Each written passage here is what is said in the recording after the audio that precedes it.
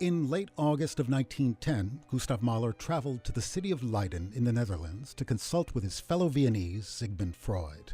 Distraught by the recent discovery of his young wife Alma's affair with the architect Walter Gropius, Mahler spent 4 hours walking around the city with a psychoanalyst, discussing his marriage and childhood. Years later, Freud would recall a moment when the composer had a striking insight. Suddenly, Mahler exclaimed, "I now understand something about my music. People have often reproached me because it has sudden changes from the most noble to the most ordinary and banal." He then told me the following story. His father was a very strange man who persecuted his wife with his chronic, unfounded jealousy, and the young Mahler always heard their quarrels. One day, as Mahler was sitting in his room, he heard his father and mother having a bitter fight. He listened, eavesdropping through the door, and then, when he couldn't stand it anymore, he ran out into the street. On the corner, a man was turning a barrel organ that was playing the old cheap Viennese tune, "Ach, du lieber Augustin, Augustin, Augustin."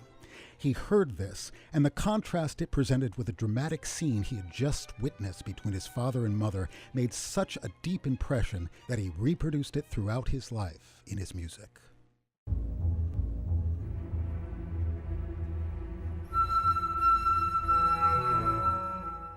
The implicit mission that motivated Mahler's work as a composer was to explore the totality of human existence and to render what he found in the most immediate, truthful way.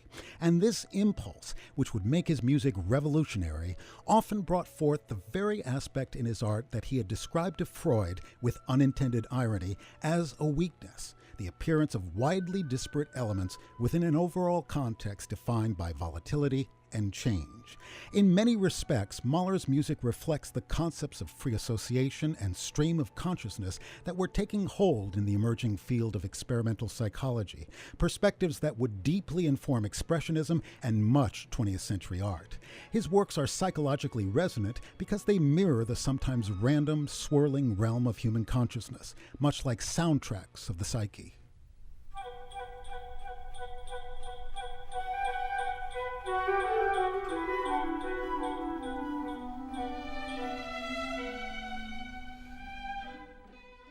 Even in Mahler's Fourth Symphony, which is generally considered his most genial, optimistic work, the presence of an undefinable psychological subtext is palpable.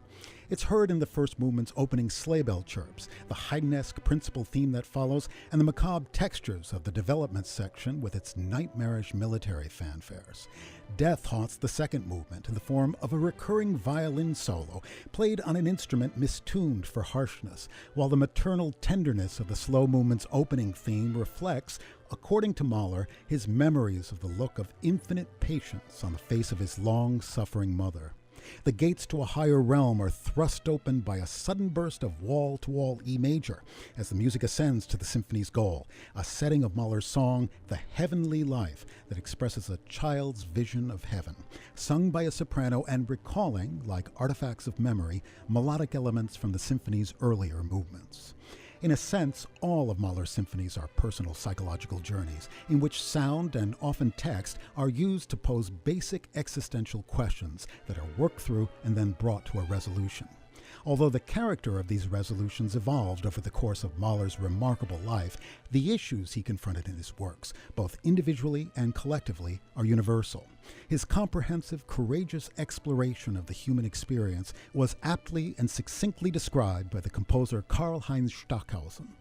Should a higher being from a distant star wish to investigate the nature of earthlings in a most concentrated moment, there would be no better resource than the music of Mahler.